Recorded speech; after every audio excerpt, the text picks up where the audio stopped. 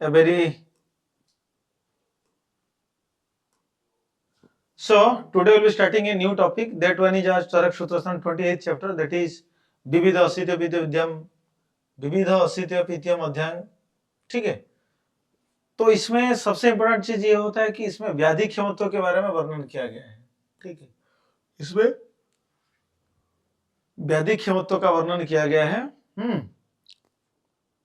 विविध असित विद्यम अध्याय में। तो अब शुरू करते हैं डिस्कशन। इसमें विशेष प्रकार के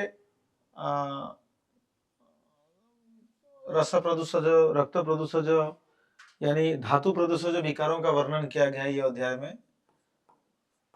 धातु प्रदूषज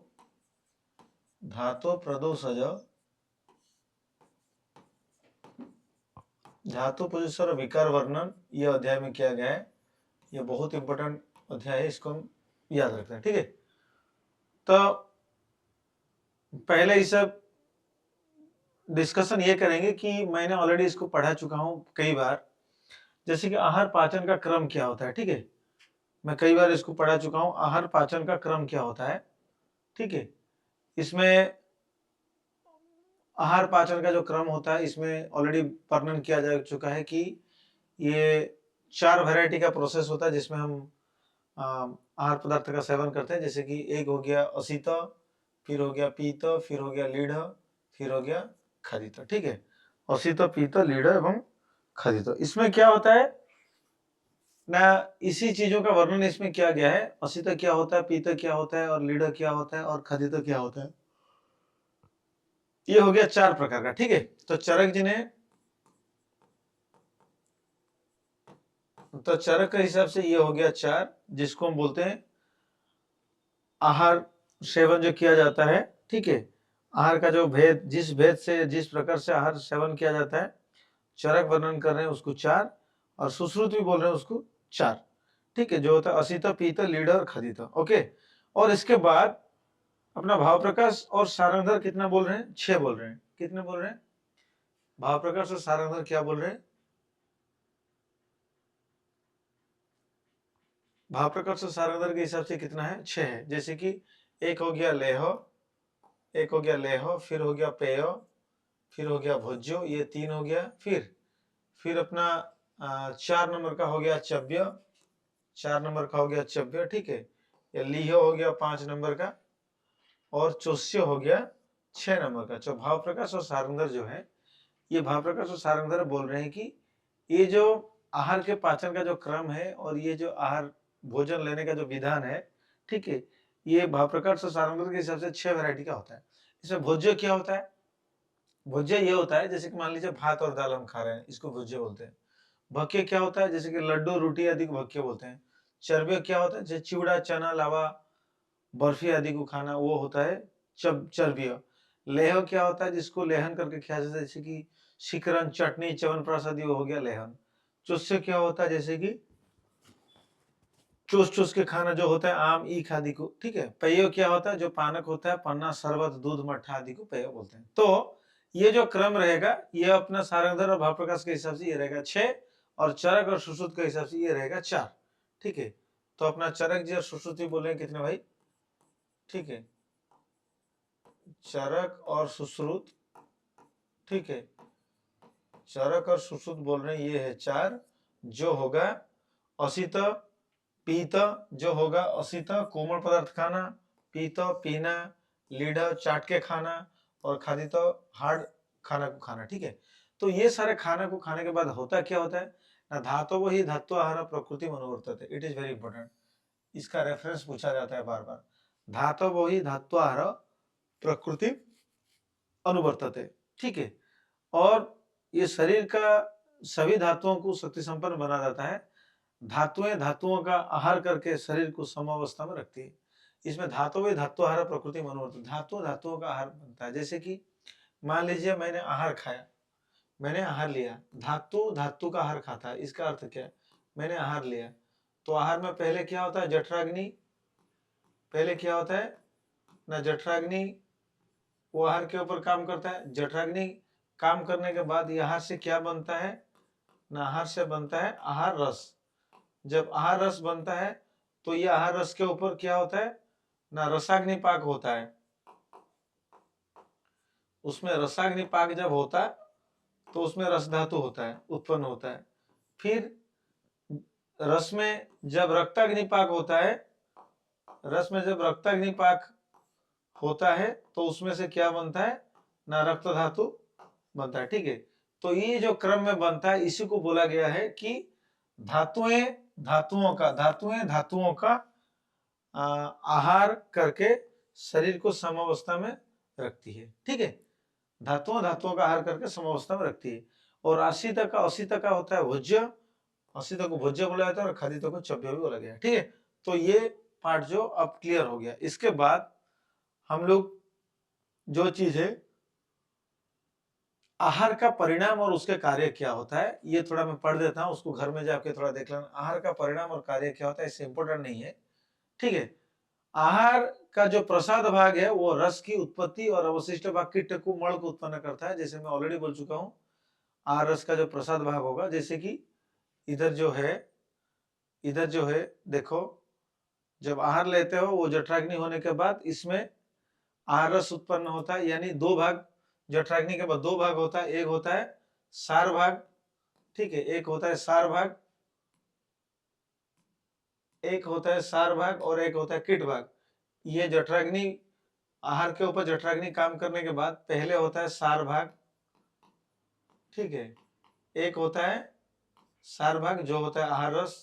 ठीक है, और एक होता है कीट भाग, एक होता है कीट भाग। ठीक है, एक होता है कीट भाग जिसको हम बोलते हैं पुरुष मूत्र। ठीक है, और स्वेद, पुरुष मूत्र और स्वेद, ये होगा कीट भाग।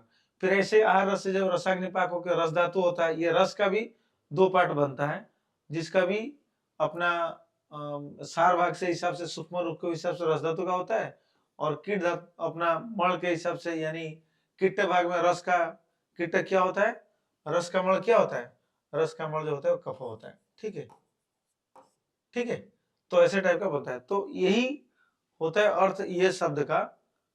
जैसे कि इधर बोला गया है कि आहार का जो प्रसाद भाग है, उत्तम परिणाम है, वो रस की उत्पत्ति होती है, और अवशिष्ट भाग कीट जिसको मड़ बोलते हैं, स्टूल बोलते हैं।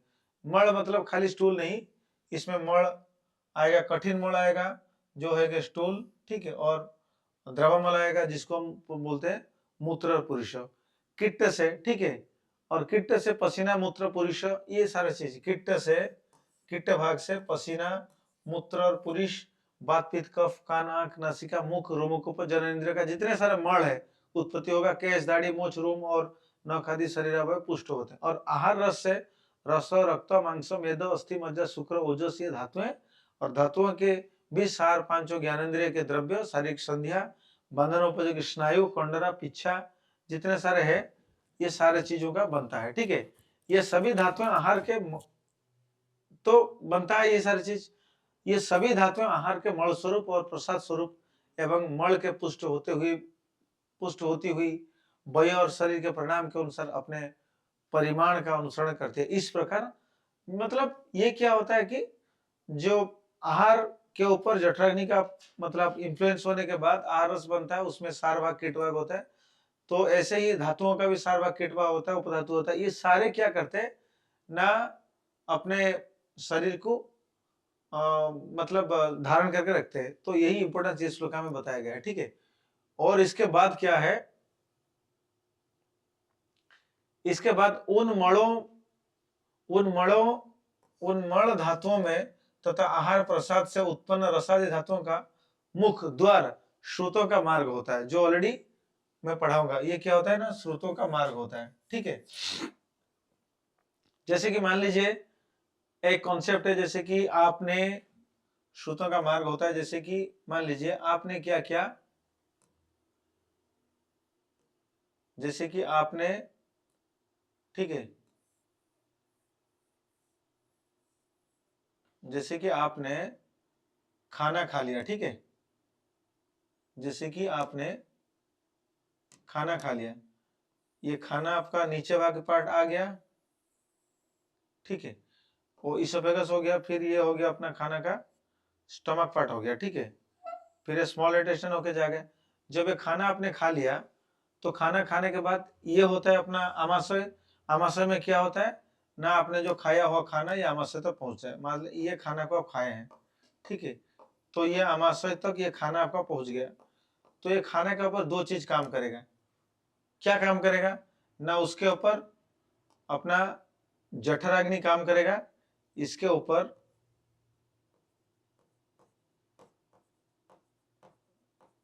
जठराग्नि काम करेगा, ठीक है, इसके ऊपर जठराग्नि काम करेगा। और क्या काम करेगा, पाचक पित्त काम करेगा, पाचक पित्त काम करेगा, ठीक है, उसके ऊपर पाचक की तब काम करेगा। और क्या काम करेगा, और क्या काम करेगा ना, उसके ऊपर क्लेदक कफ काम करेगा, क्लेदक कफ काम करेगा, ठीक है।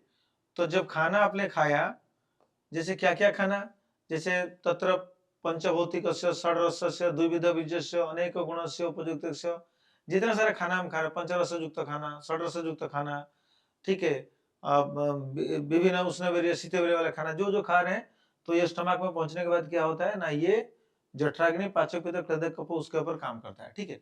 ये सारे जठराग्नि काम होने के बाद क्या होता है, ये खाना से हमारे, अगर ये सारे चीज पर्टिकुलर बढ़िया कंडीशन में है तो क्या होता है ना, ये खाना से हमारा क्या बनता है, ये खाना से हमारा बनता है आहार रस बनता है। ये खाना से क्या बनता है ना, आहार रस, ठीक है, आहार रस बनता है। ये आहार रस क्या होता है, ये आहार रस में जब रसाग्नि पाक होता है तो रस धातु होता है, रक्ताग्नि पाक होता है तो रक्त धातु होता है। फिर ये आहार रस से बहुत सारे स्रोतों हमारे बॉडी में होते हैं, जिसमें जैसे कि मान लीजिए हमारा, ये तो असंख्य स्रोत होते हैं, लेकिन ज्यादा तो उससे धातुओं को बनाने वाला 7 बढ़िया स्रोत होते हैं, सप्त धातु, और उनके छोड़ के और जैसे स्वेद हो गया, मूत्र हो गया, पुरुष, ये सारे चीजों को लेके टोटल 13 स्रोत हमारे हैं, चरक जी ने जो बोले हैं। तो मैं धातुओं के बारे में डिस्कशन करूंगा। जब ये धातुएं शरीर में जाते हैं तो क्या होता है ना, अपने स्रोतस में जैसे कि 7 स्रोतस होता है, ठीक है। इसमें क्या होता है, जो आहार रस में अगर रसाग्नि पाक होता है तो रस धातु होता है, रक्ताग्नि पाक होगा तो रक्त होगा, मांस में मांस होगा, फिर मेदाग्नि पाक से मेद होगा, फिर अस्थिअग्नि पाक से अस्थि होगा, फिर मज्जाग्नि पाक से मज्जा होगा, ठीक है, मज्जा। फिर लास्ट में क्या होता है ना, शुक्र बनता है, ओके। इसी रस धातु में क्या होता है ना, स्तन्य और आत्व बनता है। स्तन्य पता है माताओं का, स्तन्य बनता है और आर्ता बनता है, ठीक है, हो गया। ये सारे चीजों को छोड़कर दुनिया में कुछ नहीं है जो धातु के आश्रित नहीं है। तो यानी आहार रस से जो रस धातु बनता है, रक्त बनता है, मांस बनता है, ये जो बनता है, ये जो रास्ता है ना, ये जो जिस रास्ते में जाके वो बनते हैं उसी को बोला जाता है स्रोतस। ये होता है अपना स्रोतस। क्या होता है अपना स्रोतस, ये जो रास्ता है, ये जो रास्ता, ये रास्ता, ये रास्ता, ये जो लंबा लंबा रास्ता, ये सारे होते हैं स्रोतस, ठीक है, ये सारे होते हैं स्रोतस, ठीक है। जब क्या होता है, ये प्रॉपर जो चैनल अपना जो खाना खा रहे हो, जठराग्नि पाचक पित्त क्लेदक कफ, सारे चीज ठीक है, आहार रस बनेगा, इतने धातुओं भी अच्छी तरह बनेगा, और धातुओं से उपधातु भी अच्छी तरह बनेगा। जैसे स्तन या रक्त, रक्त में क्या होता है, कंडरा शिरा, रक्त का उपधातु क्या होता है, इसमें कंडरा और शिरा आता है, ठीक है, कंडरा शिरा आता है, मांस का खमड़ उमड़, ये सारे चीज अच्छा बनता है अगर ये प्रोसीड्योर ठीक है। लेकिन कभी कभी क्या होता है, हम लोग जब अहित आहार विहार करते हैं, लेकिन हम लोग जब क्या करते हैं भाई, हम लोग जब अहित आहार विहार करते हैं, हम लोग जब अहित आहार और विहार करते हैं, हम लोग जब अहित आहार और विहार करते हैं तो क्या होता है, ये जो जठराग्नि होता है, ये जठराग्नि में क्या आ जाता है ना, ये जठराग्नि में मांद्यता आ जाता है, ये जठराग्नि मंद हो जाता है, जठराग्नि डाउन हो जाता है, ठीक है। जठराग्नि, जब जठराग्नि मंद हो जाता है तो खाना ठीक से नहीं पचेगा। तो ये जो आहार रस बना हुआ था पहले, जठराग्नि मंद के कारण आहार रस के अलावा क्या बनेगा, इधर आम बनेगा। क्या बनेगा, आम। तो ये आम क्या करेगा ना, शरीर में ऐसे नहीं पड़ेगा।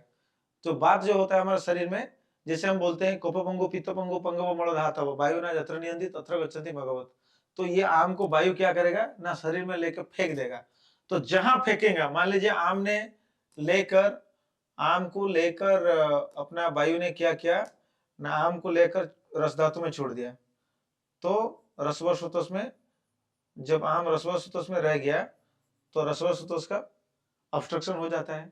इसलिए सुश्रुत जी बोले हैं इसको कि कोपिताना की दूसरा शरीर परिधावतम जत्र संग, दो जाएगा जत्र संग, जहां पे संग हो जाएगा, मान लीजिए रस धातु में संग हो गया, ख वैगुण्यता, वहां पे ख वैगुण्यता होके व्याधि हो जाएगा। तो क्या होगा ना, रसव सुतोष दृष्टिगत जितने सारे विकार मैं नेक्स्ट अभी पढ़ाऊंगा वो सारे विकार हो जाएगा। और रस से स्तनीय और आर्तव होता है, तो स्तनीय रिलेटेड डिजीज भी हो जाएगा। जैसे माताओं का डिलीवरी के बाद माँ बोलेंगे दूध ठीक से नहीं हो रहा है, बच्चों को पीने के लिए दूध ठीक से नहीं बन रहा है। और आर्तव मतलब कभी सारे मेंस्ट्रुअल डिजॉर्डर हो जाता है, डिस्मेनोरिया हो जाता है, एमेनोरिया हो जाता है, ठीक है, उसका बहुत सारा चीज होता है। ऐसे रक्त का होगा तो रक्तोष्ठ विकार बहुत सारा हो जाएगा। क्या रक्तोष्ठ विकार हो जाएगा, जैसे रक्तोष्ठ विकार अब मैं पढ़ाऊंगा आपको, रक्त प्रदूषण विकार सारे कितने कितने होगा वो मैं पढ़ाऊंगा अभी। और इसको छोड़ के रक्त का जो उपधातु है कंडरा शिरा, ये कंडरा शिरा में भी दिक्कत आ जाएगा। इसीलिए कंडरा शिरा स्नायु, कंडरा शिरा में दिक्कत आ जाएगा। जब कंडरा शिरा में दिक्कत आ जाएगा तो लोगों को क्या हो जाता है, डिफरेंट डिजीज हो जाता है कंडरा शिरा को लेके, जैसे पक्षाघात भी हो जाता है, ठीक है, पक्षाघात भी हो जाता है, ठीक है। और ठीक है, ऐसे ही मांस मेदा, और मेदा का अगर होगा तो क्या होगा, तो मेदा का उपधातु क्या होता है ना, मेदा का उपधातु होता है क्या, स्नायु, मेदा स्नायु। और स्नायु क्या होता है ना, कंडरा शिरा स्नायु, ये सारे पक्षाघात के कारण होते हैं, ठीक है, ये पक्षाघात के कारण होते हैं। जब ये पक्षाघात हो जाता है तो मान लीजिए रक्तवह, मान लीजिएगा कि प्रॉब्लम कहाँ पे है, रक्तवह में है और मेदवह में है, ठीक है, और दूसरे भी में होता है, लेकिन मेजरली रक्तवह और मेदवह में होता है। तभी हम लोग क्या करते हैं ना, रक्तवह और मेदवह में जब आम रह जाता है तभी होता है। तो इसलिए ये जो आम रह जाता है इसमें क्या, ये आवृतजन्य पक्षाघात होता है। लेकिन और भी एक है जो कि धातु क्षयजन्य होता है, धातु क्षयजन्य दूसरे संप्राप्ति है उसका। तो ये जब ये हो जाता है तो हम लोग क्या करते हैं ना, ये आम को निकालने का ट्रीटमेंट करते हैं, जो होता है संशोधन। तो रक्तवाह और मेदोमा में जो ट्रीटमेंट प्रिटिकल है, प्रिंसिपल है, पर्टिकुलरली वो विरेचन ही होता है, पर्टिकुलरली विरेचन भी होता है, क्योंकि रक्तोष्ठी का चिकित्सा विरेचन ही, जब मैं बाद में पढ़ाऊंगा, विरेचन होता है। इसलिए जिसको पक्षाघात होता है पहले विरेचन ही दिया जाता है, पक्षाघात समाक्रांतो सुतीक्ष्ण विरेचन। जब हम विरेचन देते हैं तो पहले दीपन पाचन करते हैं, स्नेहन स्वेदन करते हैं, फिर उसे दवाई देके विरेचन करते हैं। तब ये पूरे प्रोसीडर में जो स्रोतों से आम गया था अपना रक्त धातु में, और जो स्रोतों में से आम गया था, कहाँ गया था, ये स्रोतों से आम गया था रक्तव स्रोतस में, और वही गया था मेदव स्रोतस में। वो आम पूरा इधर आता है, पूरा आके, मतलब वो शाखा है, ये सारे शाखा होते हैं, रस रक्त मांस मेद, ये जो स्रोत शाखा ही होता है। तो शाखा से वापस ये 200 क्या होता है ना, ये पूरा कुष्ठ तक आता है। कुष्ठ क्या है, कुष्ठ पुनरुच्यते शरीर मध्य महानिम्न आमोपकाश स्थिति। ये किसी भी मार्ग से सब शरीर के मध्य भाग, आमाशय पक्वाशय, किसी भी चीज को, मतलब किसी भी पोजीशन में ये दोष फिर आ जाएगा कुष्ठ पे। फिर शाखा से जब कुष्ठ आता है तो इसके लिए हम लोग क्या करते हैं, जैसे दीपन पाचन स्नेह शोधन करके वो ला लिए, फिर इसके बाद दवाई दे देने के बाद दोष क्या करेगा ना, निकल जाएगा, जैसे कि मैं श्वेत अध्याय में पढ़ाया था। तो यही कॉन्सेप्ट इसमें है कि उन मणों धातुओं का आहार प्रसाद उत्पत्ति धातुओं का मुख्य द्वार श्रुतों का मार्ग है, ठीक है। तो ये धातुओं का, यानी उन मणो धातुओं, उन मणो धातुओं में तथा आहार प्रसाद से उत्पन्न रसादि धातुओं का मुख श्रुतों का मार्ग होता है, श्रुतों का मार्ग होता है। ये जैसे मैं बोला है, वे स्रोतों विभाग के अनुसार अपनी आवश्यकता के अनुकूल धातुओं की पूर्ति करते हैं। अगर ये सूत्र ठीक है तो रस रस का काम करेगा, रक्त का काम करेगा, मांस का काम करेगा। इसी प्रकार यह शरीर असित पीत लीड़ खादित, जो मैं खाना बोला है, ये ग्रीन जो मैं खाना बोला है, इधर जो मैं खाना बोला हूँ, जो खाना आप खाए अभी, ठीक है, ये जो ग्रीन खाना खाए अभी, ठीक है, ये ग्रीन खाना हम कैसे प्रकार में खाएंगे, 4 वैरायटी में, जो चरक जी ने बोले हैं। क्या क्या, असित, क्या क्या मैं बोला, असित पीत लीड़ खादित, 1 2 3 4, ये 4 वैरायटी और 4 प्रोसीड्यूर से जो खाना आप लोग खाए, वही खाना के ऊपर इतने सारा काम होके ये उत्पन्न है। और व्याधियों की उत्पत्ति भी असित पीत लीड़ खादित 4 प्रकार आहारों से होती है, क्योंकि मैं बोल दिया। और ऐसे जब आम उत्पत्ति होगा तो व्याधि भी होगा, है कि नहीं। तो इन्हीं इसमें हित आहार द्रव्यों का उपयोग विशेष करके हितकर एवं अहित आहार द्रव्यों का विशेष करके उपयोग अहितकारक होता है। तो यही में तो बोल दिया अहित आहार व्यवहार लेने के बाद होता है। हित लेंगे तो प्रॉपर स्रोतों का सारा चीज में प्रॉपर स्रोतों में सारे चीज जैसे कि रस रक्त मांस में धातु बढ़िया प्रस्तुत हो जाएगा। लेकिन अहित आहार व्यवहार लेंगे तो इतना सारा विकार हो जाता है शरीर में। तो ये होता है बेसिक कॉन्सेप्ट, ठीक है। इसके बाद हम आगे बढ़ते हैं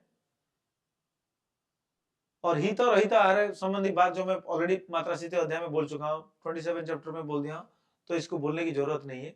अब हम लोग डिस्कशन करेंगे आत्रध और अग्निवेश की शंका का समाधान। तो अग्निवेश से इधर कुछ क्वेश्चन पूछ रहे हैं। तो अग्निवेश से पूछ रहे हैं कि इस प्रकार कहते हुए भगवान आत्रेय से अग्निवेश ने कहा, भगवान ऐसा भी देखा जाता है कि जो हित आहार कहा गया है उसका उपयोग करने वाले मनुष्य निरोग तथा रोगी भी होते हैं। तो अग्निवेश ये पूछ रहे हैं कि प्रभु जी, अगर आप बोल रहे हैं हित आहार लेने के बाद रोग तो व्याधि नहीं होगा, लेकिन ऐसा भी देखा जा चुका है कि कोई भी अगर हित आहार लेता है वो तो नॉर्मल कॉन्सेप्ट के हिसाब से वो तो निरोग रह गया, लेकिन कभी कभी बहुत सारे पेशेंट में दिखाया गया कि रोगी भी बन जाते हैं। इसी प्रकार जो अहित आहार का कहा गया उसका उपयोग करने वाले मनुष्य हो तो अहित लेने में तो नॉर्मली व्याधि ही होगा, कोई बंदा रोगी ही बन जाएगा। लेकिन ऐसा देखा गया है कि अहित आहार लेने के बाद लोग निरोग भी हो जाते हैं, ठीक है।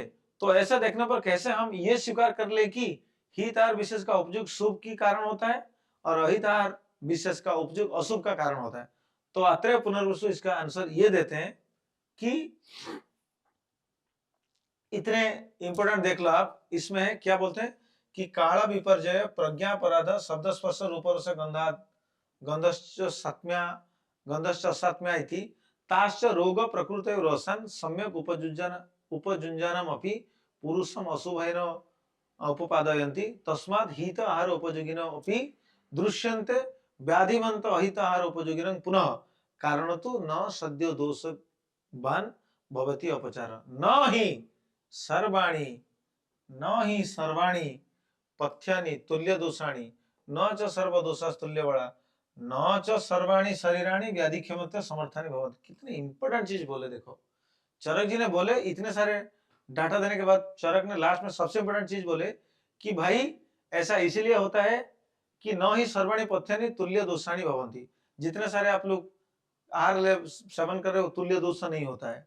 न तो सर्वाणि दोष तुल्य बड़ा, और ये तुल्य बल के हिसाब से नहीं होता है। और सबसे इंपॉर्टेंट चीज है हर शरीर का इम्यूनिटी समान नहीं होता है। न ही सर्वाणि शरीराणि व्याधि क्षमते समर्थन, ये वाला आता है, रेफरेंस आता है। हर लोगों का शरीर में व्याधि क्षमता समान नहीं होता है। मान लीजिए मैंने अहित आहार सेवन किया, मैंने को व्याधि नहीं हुआ, लेकिन आपने सेवन कर लिया आपको व्याधि हो गया, क्योंकि मेरा इम्यूनिटी स्ट्रांग है आपका इम्यूनिटी कम है। मान लीजिए एक मैं इंपॉर्टेंट चीज बोल रहा हूं, जैसे कि हेपाटाइटिस बी वायरस में बोल रहा हूं, ठीक है, हेपाटाइटिस बी वायरस।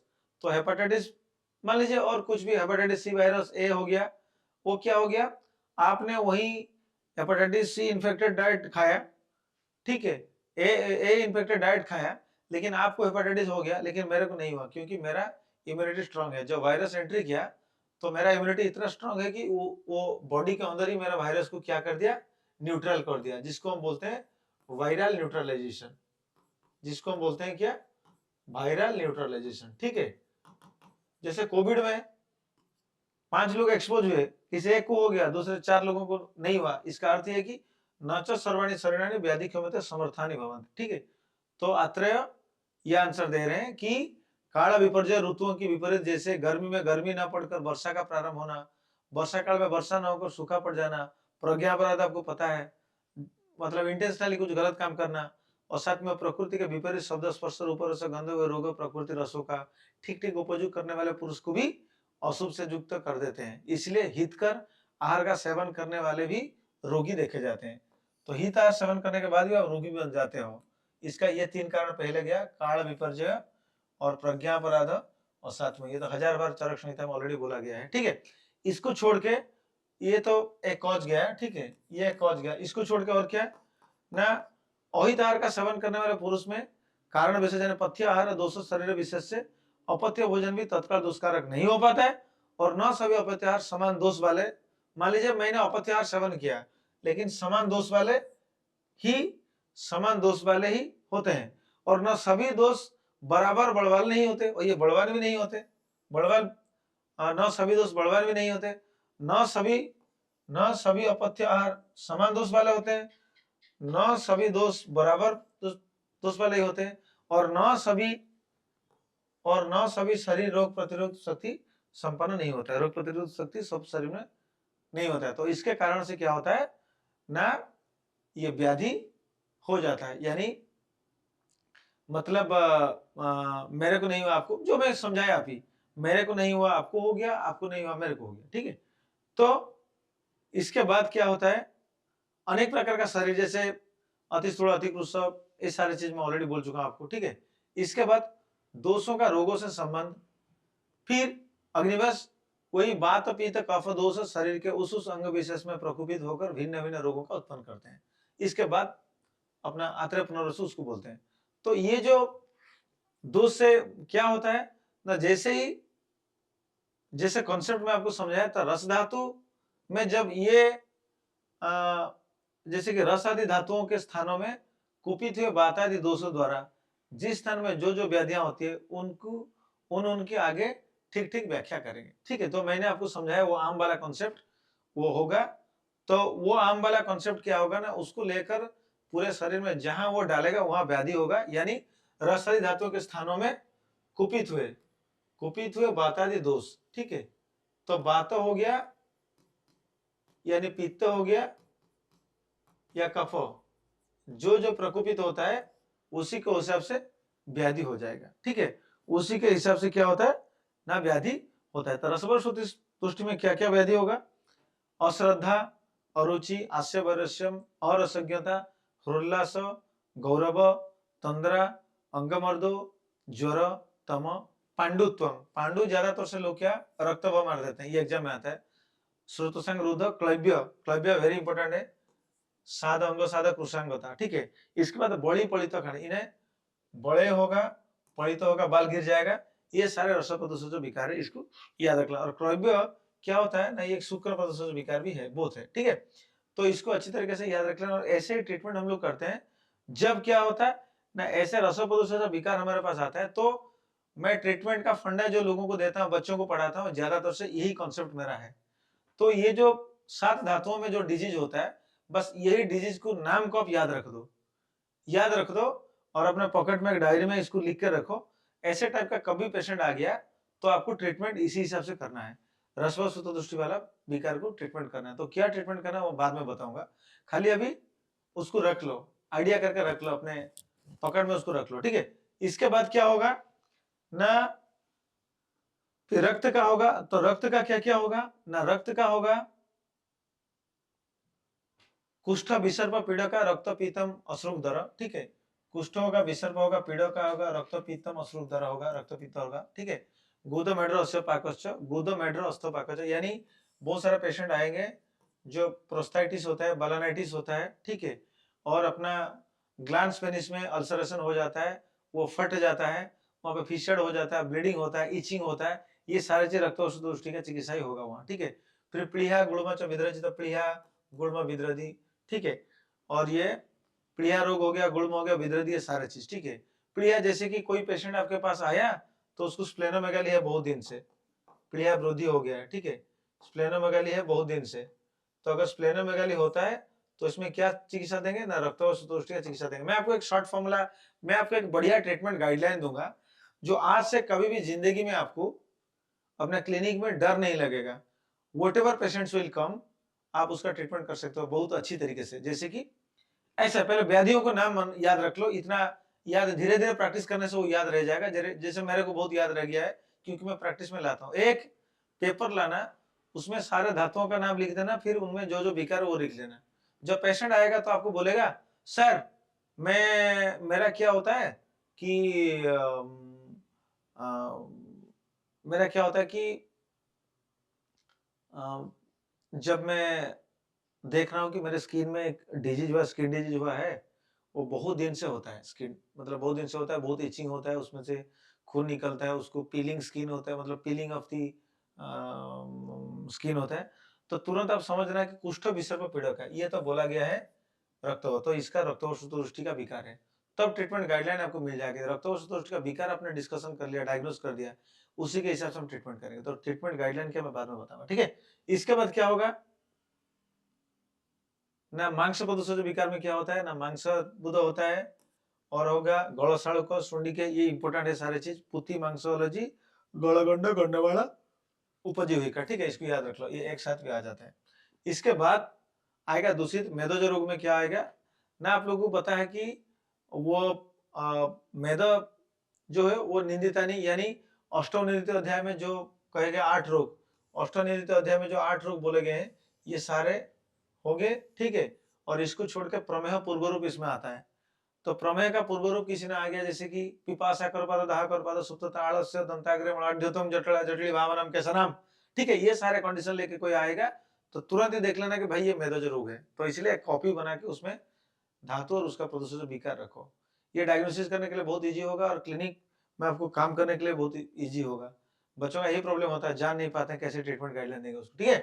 तो इसके बाद हम लोग डिस्कस करें तो अस्थिगत रोग क्या होता है ना, अध्यस्थि दंतो दंत अस्थि भेद शूलम, ठीक है। अध्यस्थि अस्थि के ऊपर अस्थि हो जाता है, दंत अस्थि दंत अस्थि, दंत में अस्थि में भेद होगा और शूल होता है और विवरणता आ जाता है, क्योंकि अस्थि का मल जो होता है ना वो क्या होता है, जैसे कि त्वचा के रोमकूपों में ये सारे ये होता है, तो इसीलिए इसमें अस्थि पर सूत्रदृष्टि में विवरणता आ जाता है, ठीक है। तो अस्थि पर सूत्रदृष्टि किसी को भी होगा, याद रख लो, इसमें विवरणता एक लक्षण जरूर रहेगा, इसमें विवरणता हो जाता है, ठीक है। और इसके बाद केस लूम नख श्मश्रु दोष अति प्रदोष, तो इसका मल यही है। अस्थि पर सूत्र का क्या क्या होता है, जो अस्थि का जो मल है उसी के रिलेटेड डिजीज होगा। तो इसीलिए बहुत सारे पेशेंट होते हैं जो हमारे पास आते हैं कि मेरा बाल गिर रहा है, उसका क्या ट्रीटमेंट दूं मैं, बस अस्थि व सूत्र चिकित्सा आप दो, आपको आज से ट्रीटमेंट में कोई भी दिक्कत नहीं होगा, ठीक है। खाली याद रख लो, मैं आपको बढ़िया गाइडलाइन दे दूंगा, ठीक है। इसके बाद दूसरी मज्जागत रोग, मज्जागत रोग में ज्यादा प्रॉब्लम क्या होता है, रुख पर्वणम, इट इज वेरी इंपॉर्टेंट। कोई पेशेंट आपके पास आया कि बोला कि मेरे उंगली पर में दर्द होता है, तो समझ लेना कि अस्थि वस्तुदोष विकार ही होता है, उसी के मज्जा वस्तुदोष विकार होता है। और मज्जा के बाद हाँ मज्जा वस्तुदोष विकार है, तो उसी के हिसाब से हम लोग ट्रीटमेंट करेंगे। भ्रम होगा, मूर्छा होगा, दर्शन तम होगा, अरुष होगा, स्थूल मूलारंग प्रवचनम, ये सारे, यानी उंगली पर्व में स्थूल मूल हो जाएगा। जैसे कि मान लीजिए ये अपना एक फिंगर है, तो ये जो अंगुली पर्व ऐसा टाइप हो जाएगा, ठीक है, स्थूल मूल अंगुली पर्व ऐसा हो जाएगा, ठीक है। तो ये इंडिकेट करता है क्या, बात रक्त के कंडीशन को, ठीक है, मैं बाद में पढ़ाऊंगा उसको। इसके बाद क्या, दूषित सुकृत रोग क्या हो जाएगा ना, क्लव्य क्लव्य क्लव्य प्रहर्षणम रोगी बा क्लीबम अल्पायु विरूपम, और ये क्लीबता जो है ये रस्वसुतुष्टि में दिखा जाता है, ठीक है, रस्वसुतुष्टि में दिखा जाता है। न चस्य जायते गर्भ पद्धति प्रसवते, और गर्भ भी धारण नहीं हो जाता है। शुक्र दुष्टंग सौपतिंग साधारण बाधते नरम, ठीक है। इसमें इसके बाद क्या है ना, इसके बाद एक बढ़िया चीज बोले चरक जी ने, इंद्रिय प्रदूषज विकार। ये इंद्रिय प्रदूषज विकार क्यों बोले कि इंद्रिय प्रदूषज विकार जो हमारे जो होते हैं, ठीक है, इसमें क्या होगा ना, उपघात उपतापाभ्यम जो इंद्रियाणी, यानी जब बाता दोष इंद्रियों के अधिष्ठान अर्थात जो जो इंद्रिय जहां जहां स्थित होते हैं उन स्थानों में जो पहुंचकर कुपित होते हैं, तो उन इंद्रियों के बाधा हो जाता है, संताप हो जाता है। और इनका चिकित्सा कहाँ वर्णन किया गया है ना, चरक चिकित्सा स्थान 26 चैप्टर में बोला गया है। और इसके बाद दूषित स्नायु आदि का जनित रोग, स्नायु क्या होगा, जैसे मैं बोला कि वो जो मेद का उपधातु स्नायु था, मेद से स्नायु संभव हो, तो मेद तो प्रकुपित होगा तो व्याधि होगा, फिर स्नायु प्रकुपित होने से भी व्याधि होता है। क्या क्या होता है, जैसे स्तंभ हो गया, संकुच हो गया, खल्ली हो गया, ठीक है, और ग्रंथि हो गया, स्फुरण हो गया, सुप्ति हो गया, ठीक है। ये सारे चीज क्या होगा ना, स्नायु दूषित हो जाता है, ठीक है। तो जैसे कि स्तंभ होता है, यानी पेशेंट आएगा आपके पास में पूरा स्तंभ हो जाता है, इसे हिल नहीं पाता है, तो इसमें मेदगत मतलब स्नायुगत यानी मेदवश दोष्टि का चिकित्सा करेंगे। स्नायु होता है उपधातु मेदों का, तो इसलिए मेदवश दोष्टि का चिकित्सा करेंगे, ठीक है। और संकोच हो जाना, संकोच हो जाना, जैसे कोई टाइप का पैरालिसिस आपके आया, ये संकोच हो जाना, ये आपको पता है अपर मोटर न्यूरॉन और लोअर मोटर न्यूरॉन। तो संकोच कहाँ होता है, मैंने ऑलरेडी बता दिया था आपको कि एक अपर मोटर न्यूरॉन में, अपर मोटर न्यूरॉन वाला होता है, एक लोअर मोटर में फ्लासिड पैरालिसिस होता है। अपर मोटर में क्या होता है, संकोच हो जाता है, ऐसे आप खींचो तो फिर ऐसे हो जाता है, ठीक है। तो ऐसे टाइप का संकोच हो जाता है, खल्ली होता है, ग्रंथि हो जाता है, स्फुरण होता है, सुप्ति, ठीक है। और ये सुप्ति आप देख लेना कि सूत्रसंघ 20 चैप्टर 12 और 18 श्लोका में वायु का कर्म और कफ का कर्म भी एक सुप्ति में था। ठीक है, तो ये हो गया दूषित स्नायु आदि का रोग। फिर क्या होगा ना, दूषित मड़ज रोग। तो दूषित मड़ज रोग में क्या आएगा ना, भेद शोष प्रदूषणम, इसको याद रख लो। जब मड़ों का आश्रय लेकर कुपित बता है, दूसरे कभी कभी मड़ों का भेद, कभी कभी मड़ों को सूखा देना, कभी दूषित कर देना, अर्थात उनके वर्ण गंध आदि परिवर्तन ला देना, और कभी मड़ों का अत्यंत रुकावट पैदा कर देती है। ठीक, कभी उनकी अत्यंत प्रवृत्ति भी करा देती है। ठीक है, तो ये हो गया मणगत। तो ये सारे चीज आप याद रखो। और अहित असित आदि विषयों का उपसंहार, तो ये होता है विविध प्रकार का अहित असित पीत लीड खालित से जो रोग मनुष्य को हो जाते हैं उनका यह वर्णन ऑलरेडी कर चुका है। तो इसके बाद क्या होगा ना, चिकित्सा सूत्र हम फॉलो करेंगे। तो इसीलिए ये होता है मेन पार्ट। देखो जैसे कि हमारे जब भी हमारे पास कोई पेशेंट आता है तो हम लोग कंफ्यूज हो जाते हैं, भाई उसका डायग्नोसिस क्या होगा, अगर मैंने डायग्नोसिस कर दिया तो ट्रीटमेंट क्या होगा। ठीक है, लेकिन एक ही चीज याद रख लो, मैं सारे बच्चों को ये बोलता हूँ कि चरक चिकित्सा 30 चैप्टर में जितना चिकित्सा सूत्र बोला गया सारे डिजीज का, इसको याद मत रखो। इसको इतना याद रखना आसान भी नहीं है और इसको याद भी रखना इतना जरूरी नहीं होता है। जबकि चरक ने मंद बुद्धि वालों के लिए बोले हैं, एक विमान स्थान में एक बोल दिए श्रोतो विमान। विमान स्थान में क्या बोल दिया है, अपना एक श्रोतो विमान का वर्णन किए हैं। और श्रोतो विमान का इसलिए वर्णन किए हैं कि भाई हमारे शरीर में जितने श्रोतस होते हैं 13 श्रोतस, अगर श्रोतस दृष्टि होगा तब भी हमको क्या होता है, श्रुत दृष्टि के बाद ही हमको क्या होता है, श्रुत दृष्टि के बाद ही हमको विकार होता है। ठीक है, विकार होता है। तो हमारे पास जो पेशेंट आता है उसका श्रुत दृष्टि हो जाने के बाद विकार अवस्था में हमारे पास आता है। कोई पूर्व रूप में अवस्था में आते हैं, कोई वेद अवस्था में आते हैं, कोई व्यक्त अवस्था में आ जाते हैं हमारे पास। ठीक है, तो जब विकार उत्पन्न होता है तो विकार को पहचानेंगे कैसे। विकार को पहचानने के लिए 13 श्रुतोष जो हमारा है वो 13 श्रुतोष का लक्षण जाना बहुत जरूरी है। यहाँ 7 श्रुतोष का लक्षण बताया गया है, कंडरा शिरा स्नायु का लक्षण बताया गया है। बाकी श्रुत विमान में दूसरे जैसे कि प्राणावह, अन्नवह, उदकवह, ये सारों का जो लक्षण है मतलब डिजीज है उसको याद रख लो। और ये 13 श्रुतस का जो टोटल 13 श्रुतस, ये टोटल जो 13 श्रुतस भाई, ये टोटल 13 श्रुतस का जो लक्षण होता है, ये लक्षण को एक पेज पेपर में लिख के रखो। यानी रसवह उसका दृष्टि का लक्षण क्या है, हो गया। ये लक्षण रखने के बाद हम लोग क्या करेंगे, उन लोगों का उन श्रुतस का मूल स्थान भी उसी पेपर में लिख लेंगे। ठीक है, तो एक ही A4 साइज पेपर में पहले लिखेंगे श्रुतस, फिर इसके बाद लिखेंगे दृष्टि लक्षण, फिर उसके बाद लिख देंगे मूल स्थान। हो गया, तो श्रुतस हो गया, दृष्टि लक्षण हो गया, उसका मूल स्थान हो गया। ये 3 चीज सबसे इंपॉर्टेंट चीज है। ठीक है, ये 3 चीजों को आप लिखने के बाद आप लोग बहुत अच्छी तरीके से ट्रीटमेंट कर सकते हो। जैसे कि, तो इसीलिए मैं बोल रहा हूं आपको जरूरी नहीं होता है कि आप सारे चीजों का अपना चिकित्सा सूत्र याद करो। जैसे कि मैं एक एग्जांपल अभी दूंगा, रसव सूत्रदृष्टि का चिकित्सा सूत्र क्या होगा। किसी पेशेंट ने आपके पास आया तो रसव सूत्रदृष्टि विकार लेके आया, तो इसका चिकित्सा सूत्र में क्या करूंगा, आप मैं रसव सूत्रदृष्टि का चिकित्सा क्या दूंगा। तो आपको पता होना चाहिए कि रसव सूत्रदृष्टि का क्या विकार आपके पास आ रहा है। तो इसलिए मैं बोला कि एक पेपर में लिख के रख लेना कि रसव सूत्रदृष्टि का विकार क्या क्या है। ठीक है, तो मान लीजिए रसव सूत्रदृष्टि का बहुत सारा विकार तो था, मैं क्या क्या बोला हूँ। रसव सूत्रदृष्टि का विकार में अश्रद्धा, अरुचि, हास्य, वरस्य, अरसज्ञता, हृल्लास, गौरव, तंद्रा, अंगमर्द, ज्वर, तम, पांडुता, श्रुतावरोध, क्लव्य, साधक, कृषांगता, ये सारे चीज, अकाला, बड़े पड़ित, ये सारे चीज बोला गया है। ठीक है, इसमें एक डिजीज में ले रहा हूं पांडुता। कोई पेशेंट आपके पास आया कि सर मेरा शरीर में खून की बहुत कम हो जाता है, और आपने उसको देखने के बाद जब देखा कि उसका शरीर में पांडुता है। ठीक है, क्या है, पांडुता है। जब पांडुता है, जब पांडुता है तो चरक जी ने को पढ़ना है कि आप लोग ये पांडुता लक्षण किस श्रुत दृष्टि में है। पेपर तो आप रखे अपने पास, उसमें आपको मिल जाएगा, अरे ये तो रसव दृष्टि विकार है। ठीक है, तो रसव दृष्टि का विकार अगर पांडुता है तो इसका ट्रीटमेंट फिर कैसे करेंगे। तो इसका ट्रीटमेंट को मैंने अपने हिसाब से 3-4 भाग में वर्णन किया हूं। जैसे कि पहले हम लोग क्या करेंगे ना, पहले हम लोग ट्रीटमेंट में क्या करेंगे ना, पहले उसका मूल स्थान को ध्यान देंगे। पहले उसका मूल स्थान को ध्यान देंगे।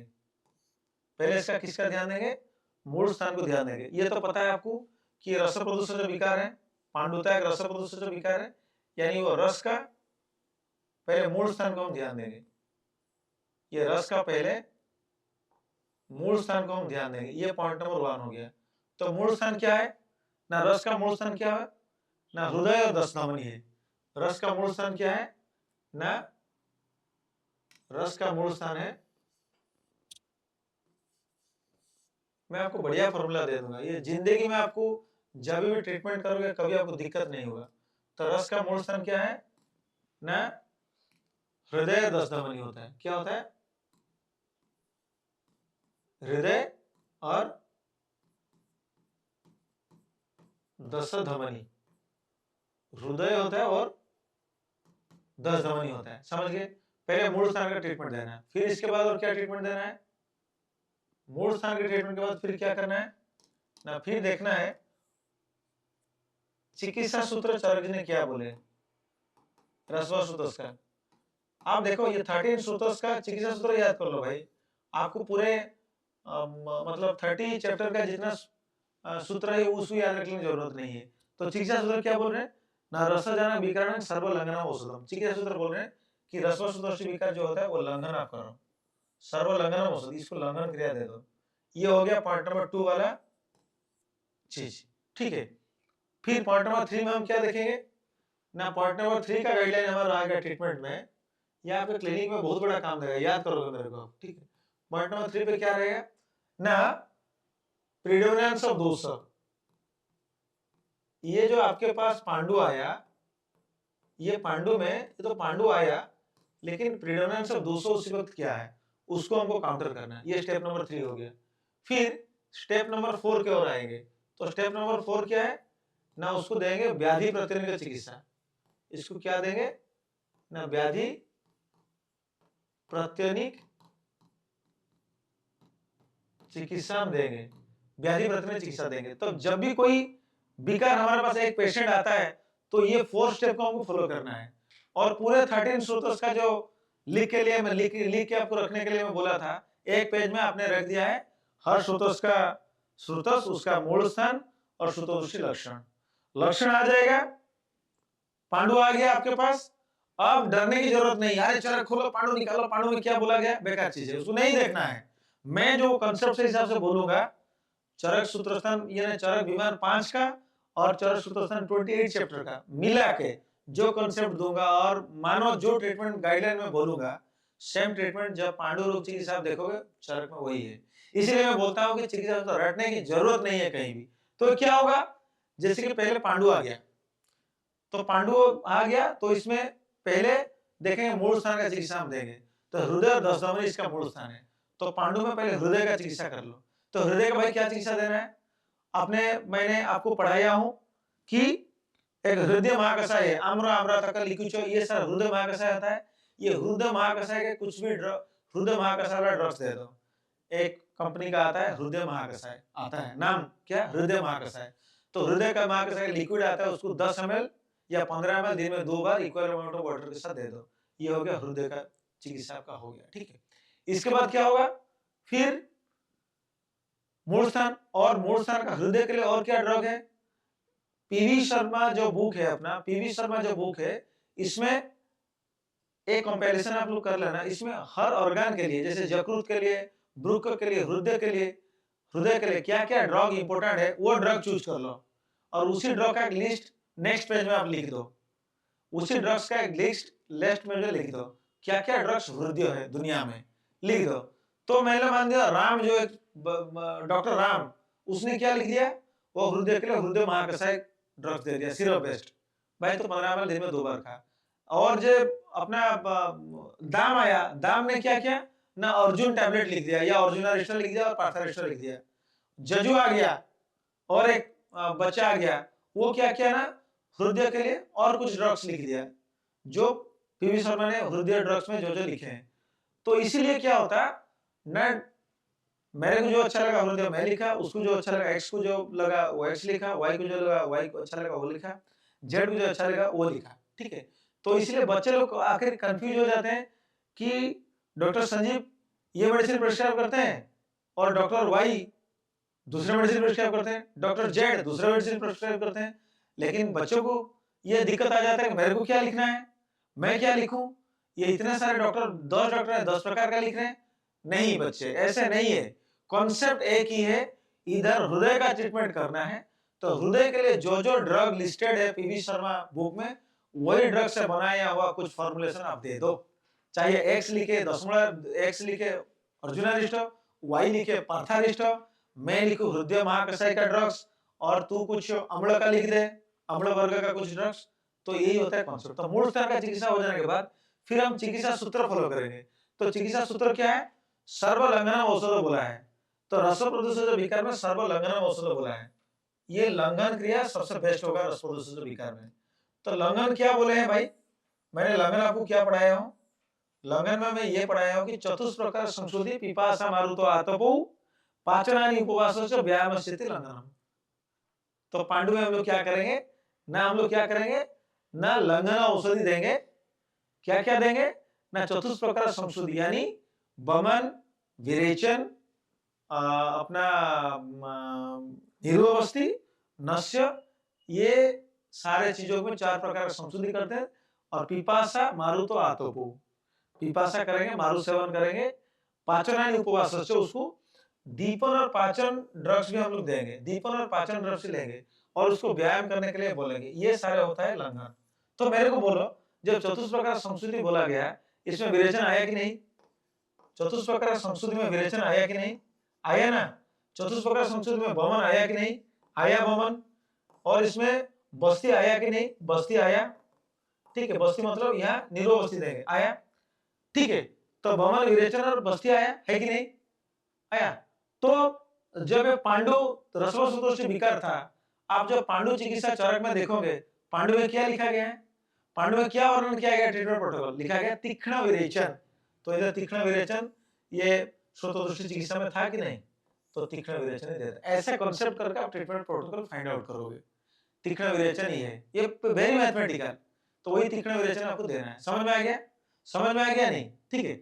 इसीलिए पांडु चिकित्सा में एक ड्रग्स वर्णन किया गया है योगराज चूर्ण, क्या वर्णन किया गया है ना, योगराज।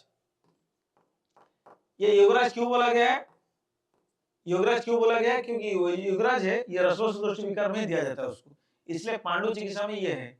हम लोग क्या करते हैं, अम्बात में भी देते थे योगराज गोगुल, क्यों देते कि अम्बात भी रसवसुदोष विकार है, लेकिन चरक ने वो अम्बात को रसवसुदोष विकार में नहीं लिखे हैं, समझे, वो कॉन्सेप्ट वही होता है। तो जो रस और सूत्रदृष्टि चिकित्सा सूत्र में जो चीज है सेम चीज चिकित्सा में भी है, लेकिन चिकित्सा सूत्र रटने की जरूरत नहीं है भाई, आप ये कॉन्सेप्ट को फॉलो करो, अपने आप चिकित्सा सूत्र बन जाएगा। और वही पांडु चिकित्सा में बमन विरेचन और बमन विरेचन बस्ती सारे चिकित्सा भी है, बमन भी है विरेचन भी है। और उसके साथ थर्ड वाला पॉइंट क्या है, प्रीडोमिनेंस ऑफ 200, मतलब पांडु रोगी जब आया और बोलेगा सर मेरे शरीर में दाह हो रहा है, तो पित्त का चिकित्सा दे दो। पित्त के लिए हम लोग क्या करते हैं ना, रक्त पित्त का जो जो दवाई है वो दे सकते हैं, जैसे प्रवाल पिष्टी दे दो उनको, अभ्र रसायन दे दो उनको, पित्त विकार नाशक कुछ भी ड्रग्स, जो पित्त नाशक जो ड्रग अपने लिखे पीवी शर्मा अपने बुक में, ठीक है। फिर इसके बाद व्याधि प्रतिरोधक चिकित्सा देगा, उसमें व्याधि प्रतिरोधक चिकित्सा क्या है ना, व्याधि प्रतिरोधक चिकित्सा ये होता है ड्रग टू मेडिसिन। जैसे पांडु आया एनेमिक हो गया, ठीक है, तो पांडु है तो पांडु में डायरेक्ट व्याधि प्रतिरोधक चिकित्सा यानी आयरन बढ़ाने वाला चीज हम देंगे, जैसे कि नवायसल हो गया, ठीक है, और आयरन को बढ़ाने वाले जितने सारे लोहा सब हो गया, नवायसल हो गया, अपना पेटेंट में हो गया अमेरन सिरप। तो ये 4 चीज को फॉलो करके आप अगर ट्रीटमेंट करोगे तो पूरे जिंदगी में कभी भी आप ट्रीटमेंट फेलियर नहीं होगे। यही कॉन्सेप्ट लेके मैं आज तक ट्रीटमेंट कर रहा हूँ, ठीक है। चिकित्सा सूत्र रटने की जरूरत नहीं है, इतने सारे इसका चिकित्सा सूत्र ये है वो है वो है, रटने की जरूरत नहीं है भाई। आप सिंपल 13 सूत्रों से एक पेज में लिखो, उसका मूल स्थान लिखो, उसका लक्षण लिखो, ठीक है, उसका चिकित्सा सूत्र लिख लो।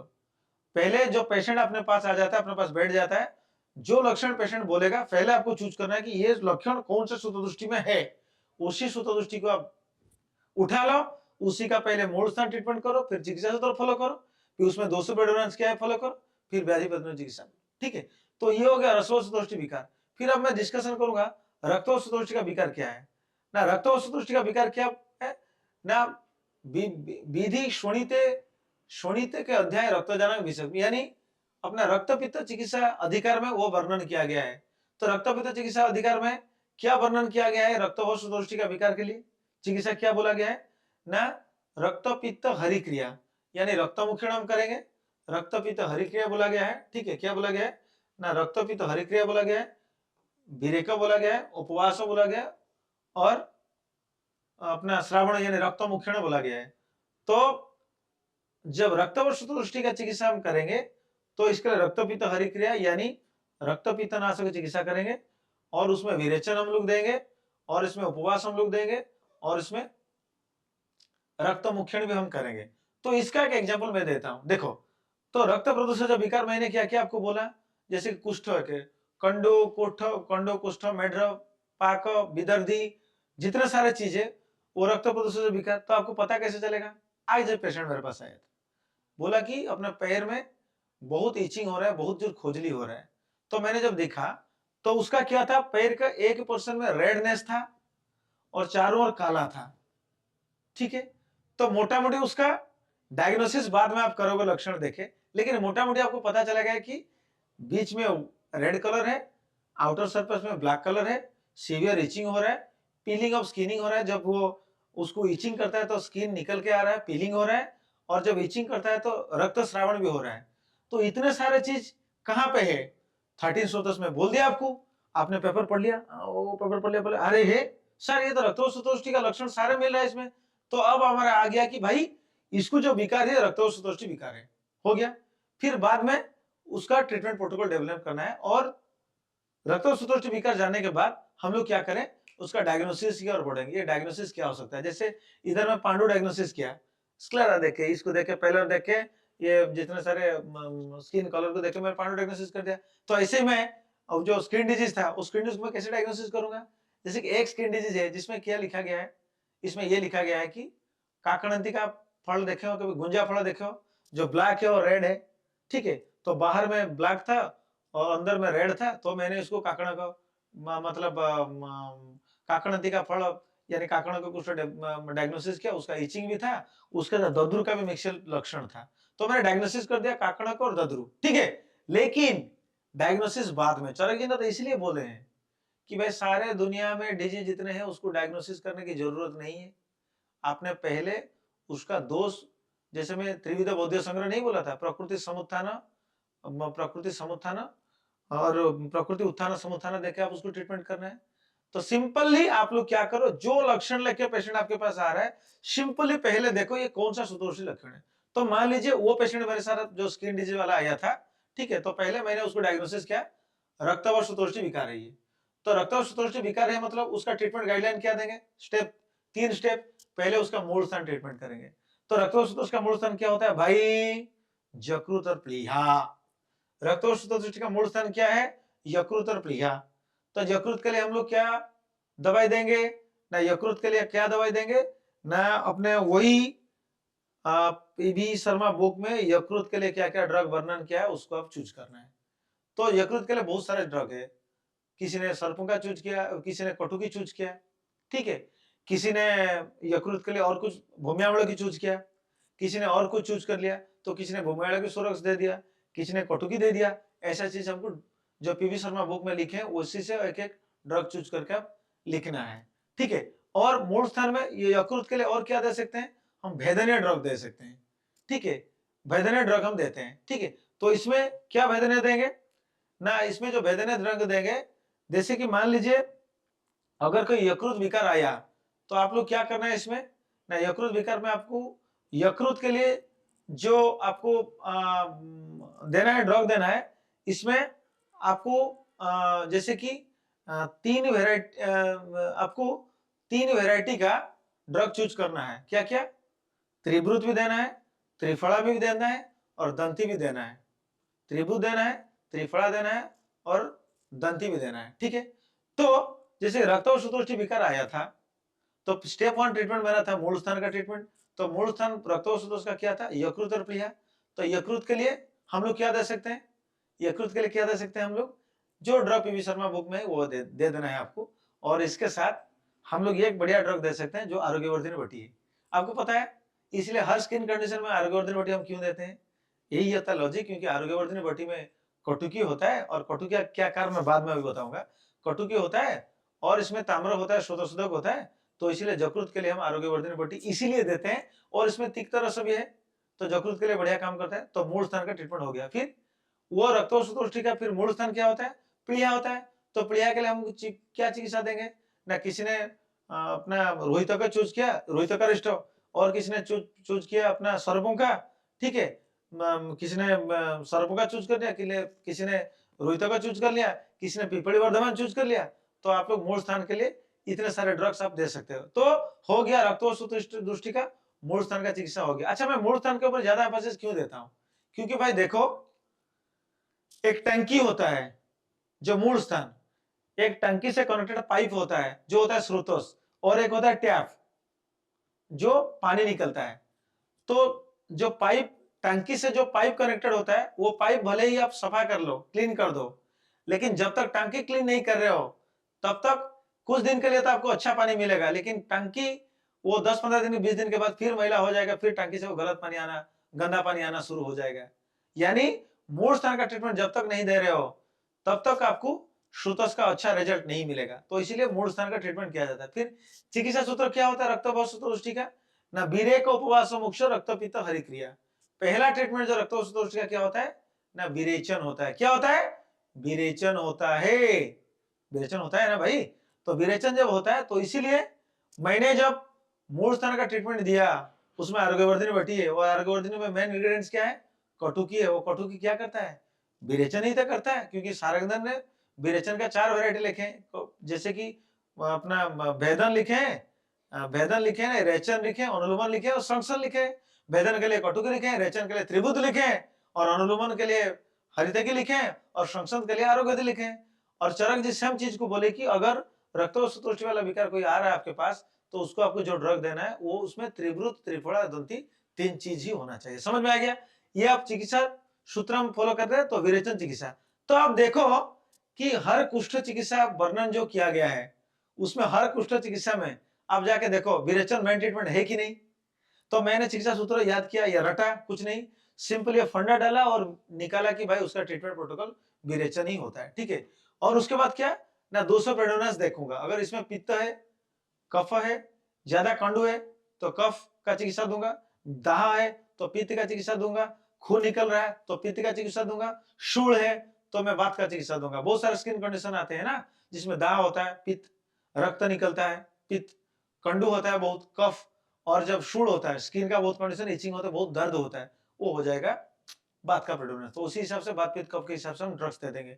और व्याधि प्रेडोनेंस चिकित्सा क्या होता है ना, स्किन के लिए डायरेक्ट जो मेडिसिन, जैसे कि मैं आरोग्यवर्धिनी बटी लिखा हूं, वो तो यकृत के लिए भले ही है लेकिन वो व्याधि प्रतिरोधक चिकित्सा में भी काम करता है। जैसे यकृत के लिए आरोग्यवर्धिनी बटी हो गया, रसमाणी के व्याधि प्रतिरोधक चिकित्सा काम करता है। और स्किन के लिए इंटरनली भी आप व्याधि प्रतिरोधक चिकित्सा दे सकते हो, जैसे कि पोटल कटोरी कषाय, आरोग्यवर्धिनी बटी, रसमाणिक्य, रसाब्र गुगुल, बहुत सारा चीज है, ठीक है, ये सारी चीज दे सकते हो। और एक्सटर्नली क्या, स्किन के लिए पंचतीर्थ घृत दे सकते हो आप, शतधूत घृत आप दे सकते हो, ठीक है, बहुत सारा सोमराजी तैल दे सकते हो, गुड़चैदी तैल दे सकते हो, बहुत सारे स्किन आप एक्सटर्नली भी दे सकते हो। तो ये होता है अपना व्याधि प्रतिरोधी चिकित्सा, ठीक है। और मैं रिपीट नहीं करूंगा, ऐसे ही सारे चीजों का आपको ट्रीटमेंट करना है, ठीक है।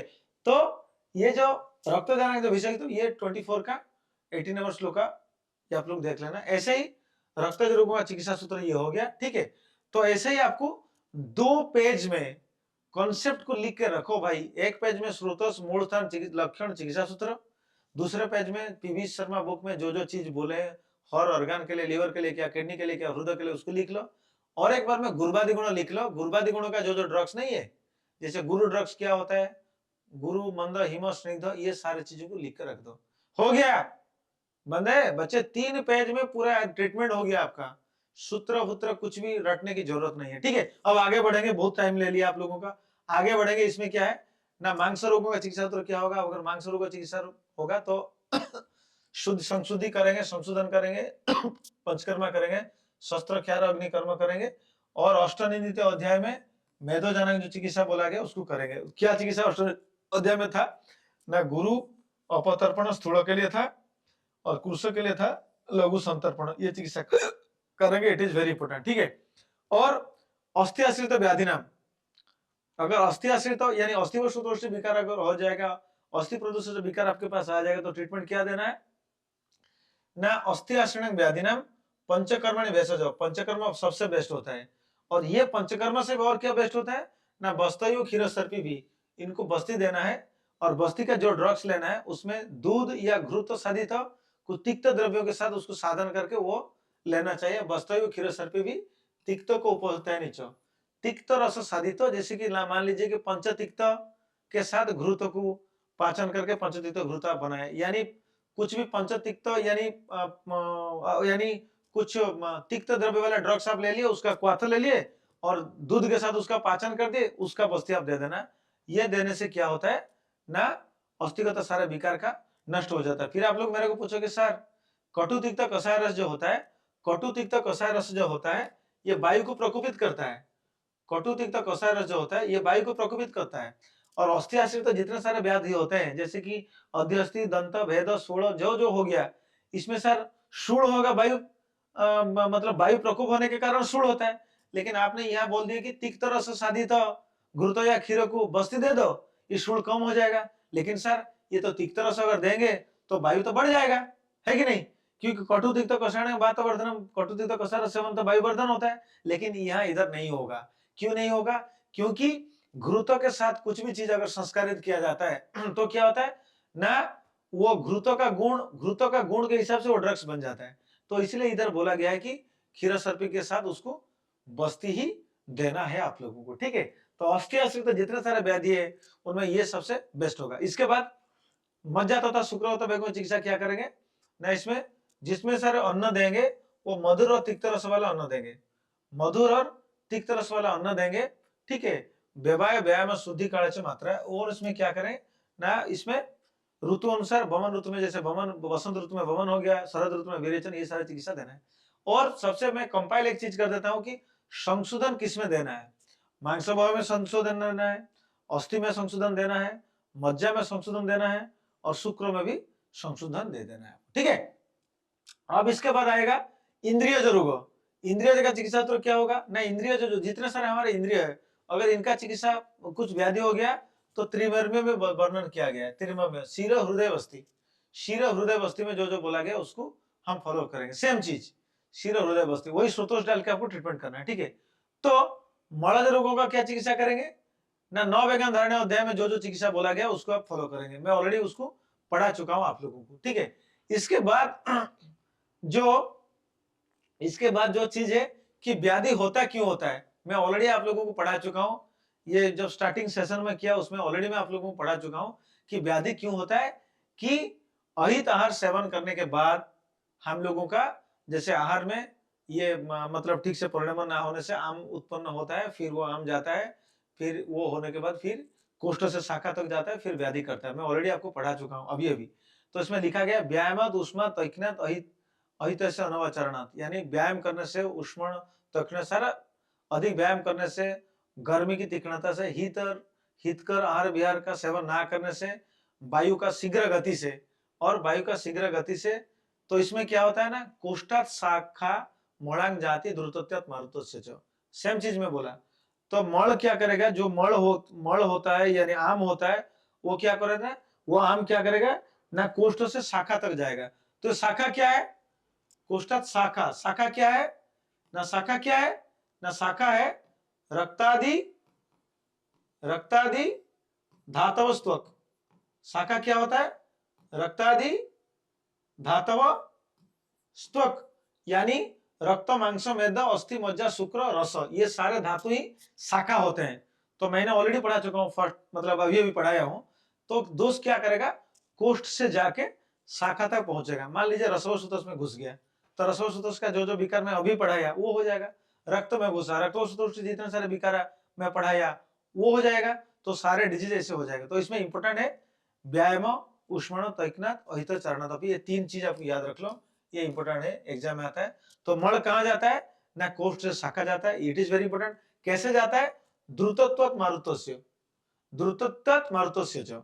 तो कोष्ठ से जब शाखा तक दोष जाता है, इसका फॉर्मूला मैं बनाया हूं, कोष्ठ ध्रुव, मतलब कोष्ठ से शाखा जाएगा, द्रुतत्वात् मारुतस्य। मैंने बोला था कफ पंगु पित्त पंगु पंगु माला धतव, जहां मल है वायु क्या करेगा, एकदम द्रुत गति से वो मल को लेकर कहीं भी फेंकेगा। रसवा में फेंक दिया, रसवा से दोष विकार हो जाएगा, रक्त में फेंकेगा, रक्त से दोष विकार, मांस में फेंकेगा, मांस से दोष विकार, ऐसे शुक्र आदि श्रोतोष्ठीगत विकार हो जाता है।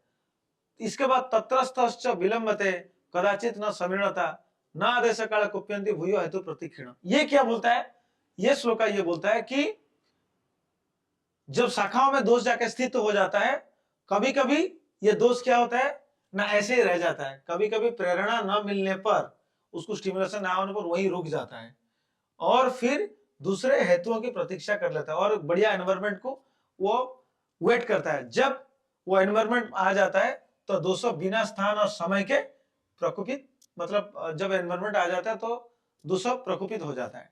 ठीक है, तो इसलिए इधर चरक जी बोल रहे हैं कि दोषो बिना स्थान यानी बिना शाखा के, बिना धातुओं के और बिना समय के कभी भी प्रकोपित नहीं होता है। इसको याद रख लो, इसको मैं ऑलरेडी पढ़ा चुका हूं।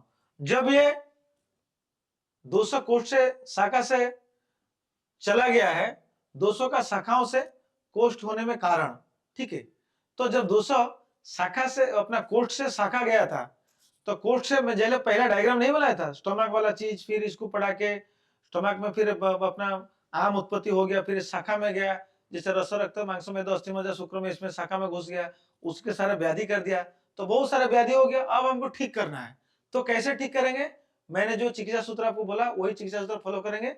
और जो ठीक करना है उसका प्रोसीड्यूर क्या होता है, जो मैं स्नेहन और स्वेदन अध्याय में ऑलरेडी पढ़ा चुका हूं। उसमें क्या करेंगे, वृद्ध्या विष्यंदनात् पाकात्, उसमें हम लोग चार चीज करेंगे। क्या क्या करेंगे ना, दोषों का वृद्धि करेंगे, क्या करेंगे ना, इसमें क्या करेंगे, बातादि दोष बढ़ जाने से विषंदन, उसमें बहने का चांस स्वभाव रहता है, वृद्धि होता है। पहले बाता दोषों का वृद्धि हो जाता है, फिर विषंदन हो जाता है, मतलब अब फ्लो करने का चांस होता है, फिर होता है पाक होता है, पाक मतलब दोषों का परिपाक हो जाता है, और क्या होता है श्रुतो मुख जो होता है ये विषंदन हो जाता है। श्रुतो मुख क्या होता है, विशोधन हो जाता है। तो ये दोषों का जब वृद्धि होता है, विषंदन होता है, पाक होता है, और जब श्रुतों का मुख शोधन हो जाता है, तो इसके बाद होगा क्या ना, वायु को रोकने से, वायु को रोकने से, वायु वायु को रोकने से मण यानी दोष शाखाओं को छोड़कर कोष्ठ में चले जाते हैं। तो ये सारे प्रोसीड्योर जो होता है, इसके लिए मैं स्नेहन स्वेदन अध्याय में बोल चुका हूं कि दोष को वृद्धि, विषंदन, पाक और श्रोतमुखों को विशोधन करके फिर वही रस रक्त आदि, रस रक्त मांस मेद अस्थि मज्जा शुक्र आदि शाखाओं से जब फिर कोष्ठ को लाया जाता है, तो तब हम क्या करते हैं ना, पहले पूर्व कर्म करते हैं, उसको दीपन पाचन देते हैं। क्योंकि हमारा जो पहला डिस्कशन शुरू हुआ था कि अगर राइट प्रोसीडियर में हो रहा है तो रस रक्त मांस मेद अस्थि मज्जा शुक्र बढ़िया प्रिपेयर होंगे। अगर उसमें अहित आहार विहार हो गया तो क्या होगा, ये जठराग्नि दुर्बल हो जाएगा, फिर उनमें आम उत्पत्ति हो जाएगा, फिर व्याधि हो जाएगा। तो जठराग्नि को सबल करने के लिए पहले दीपन पाचन किया जाता है, फिर स्नेहन किया जाता है, इंटरनली स्नेहन किया जाता है, फिर 3 दिन विराम काल में उसको स्वेदन किया जाता है। तो दीपन पाचन स्नेहन स्वेदन ये सारे चीज हो जाने के बाद दोष क्या होता है, वृद्धि होता है, विषंदन होता है, पाक होता है, श्रोतमुख विषंदन होता है। फिर इसमें क्या होता है ना, वही दोष शाखा मुक्त्वा, शाखा मुक्ता मतलब रस रक्त मांस मेद अस्थि मज्जा शुक्र, जो जो रास्ते पे वो दोष गया था वही रास्ते से फिर वापस आएगा कुष्ठं जानती, फिर कुष्ठ को आएगा। कुष्ठ क्या है, कुष्ठ महाश्रोत, पूरे महाश्रोत में किसी भी जगह पे आ सकता है, शरीर मध्य, शरीर के मिडिल पार्ट को दोष आ सकता है, महानिम्न पूरा निम्न पार्ट में यानी स्मॉल इंटेस्टाइन लार्ज इंटेस्टाइन को आ सकता है, आमो पोकाशय थी, आमाशय की अवस्था है, पोकाशय भी आ सकता है। जब आमाशय का आता है, पोकाशय का आता है, तो हम लोग क्या करते हैं, आमाशय में जो रहता है ये क्या करते हैं, वमन देके, और पोकाशय में जो आता है हम विरेचन और बस्ती देके उसको निकाल देते हैं भाई। ये होता है इसका कॉन्सेप्ट कि दोषों को शाखाओं से कोष्ठोत्तम किया जाता है। इसमें सारे चीज इंपोर्टेंट है एंट्रेंस पॉइंट ऑफ व्यू से।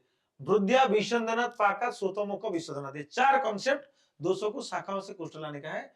और इसीलिए मैं इधर फॉर्मूला बनाया था, शाखानी मतलब शाखा से कोष्ठ आएगा, नी का मतलब वायु से निग्रहात, उधर था कुष्ठद्रु मतलब वायु से द्रुतत्वात्, यानी कोष्ठ से शाखा जब जाता है वायु द्रुतत्वात्, और शाखा से कोष्ठ जब आता है वायु से निग्रहात। समझ में आ गया। और वृद्ध्या विषंदन पाको श्रुतमुख विशोधन, ये वृद्ध्या विषंदन पाको श्रुतमुख विशोधन कैसे हुआ था ना, स्नेहन स्वेदन अध्याय में हुआ था। पूर्व कर्म जैसे दीपन पाचन स्नेहन स्वेदन सारे चीज हो जाने के बाद ये होता है, फिर वमन विरेचन करके हम उनको निकालते हैं। ठीक है, और इसके बाद और इसके बाद क्या होता है ना सुखद विधि का निर्देश, जो रोग अभी तक उत्पन्न नहीं हुए हैं आगे भी उत्पन्न न हो तथा जो उत्पन्न हो चुके हैं उनकी शांति के लिए जिस विधि का निर्देश किया गया है, सुख चाहने वाले पुरुष उसका आचरण अच्छी तरह से करे।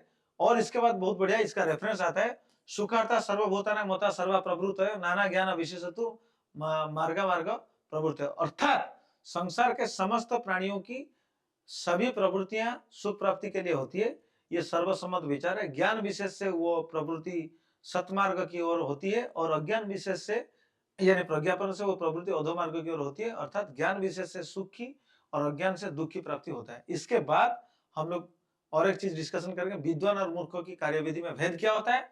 विद्वान और मूर्ख में कार्यविधि का भेद क्या होता है।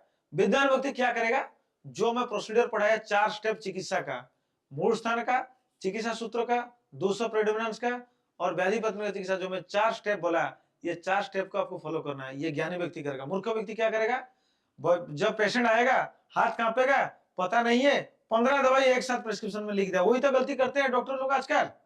कॉन्सेप्ट में जाएंगे तो 4 मेडिसिन, 2-3 मेडिसिन, 3-4 मेडिसिन लिखेंगे।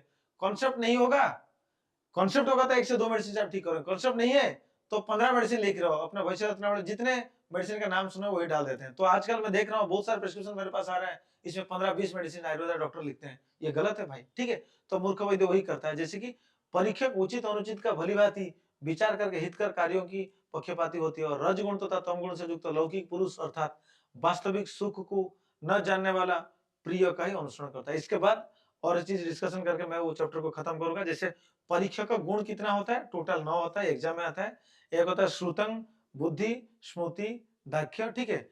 श्रुत, बुद्धि, स्मृति, दाक्ष्य, ध्रुति, फिर हित हित निवेशण, ये हो गया 6, फिर वाक विशुद्धि 7, समूह हो गया 8, फिर हो गया धैर्य हो गया 9।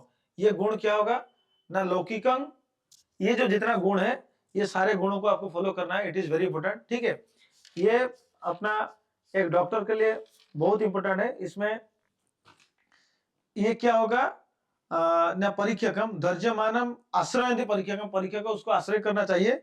और क्या है, लौकिकं न आश्रयन्ते गुणः मोह रज मिश्रम तत्मुणा बहवो जानति रोगा शरीर मानस, इसको बहुत अच्छी तरीके से आप याद रख लो, it is very very very very important. इसका रेफरेंस बार बार आता है, ठीक है। तो परीक्षा का गुण, परीक्षक का गुण इतना 9 टोटल होना चाहिए, ये रेफरेंस आता है, इसको याद रख लो। तो ये गुण एक एक करके मैं आपको समझा देता हूँ क्या क्या गुण है। जैसे आप देखो कि इसमें पहले जो आपका आएगा कि फर्स्ट होगा श्रुतं, मतलब शास्त्र अभ्यास होना चाहिए। फिर इसके बाद क्या, बुद्धि यानी विवेकशाली बुद्धि होना चाहिए, इंटेलिजेंस होना चाहिए। स्मृति, इसका स्मरण शक्ति बहुत अच्छा होना चाहिए। दाक्ष्यम, कार्य दक्षता बहुत बढ़िया होना चाहिए। ध्रुति, वो जो धारणा शक्ति बढ़िया होना चाहिए, जो कुछ उसके मतलब जो कुछ सुन रहा है देख रहा है उसको धारण करे। अब डॉक्टर हो, पेशेंट ने 10 कंप्लेंट बोला, आपने उसको याद नहीं रख पाया, उसको रिटेन नहीं कर पाया और 2 भूल गए, जो ट्रीटमेंट प्रोटोकॉल डेवलप कर रहे तो 2 छोड़ गए, तो पेशेंट कभी नहीं ठीक होता है, ठीक है। तो उसको बोलते हैं क्या, धारणा शक्ति बोलते हैं, दाक्ष्यम। ध्रुति, ध्रुति हो गया ये।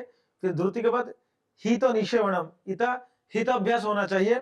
फिर इसके बाद क्या ना, वाक विशुद्धि ना, वाणी का पवित्रता, डॉक्टर अच्छा होना चाहिए, पेशेंट को पहले देखे बोलेगा भाई तू ठीक हो जाएगा, माँ तू ठीक हो जाएगा, टेंशन मत ले, मैं तेरे को ठीक कर दूंगा, उनको ज्यादा डिमोरलाइज ना करना है आपको, ठीक है। और क्या, फिर नेक्स्ट क्या है ना, शांति। नेक्स्ट क्या, समोह यानी शांति रहना चाहिए।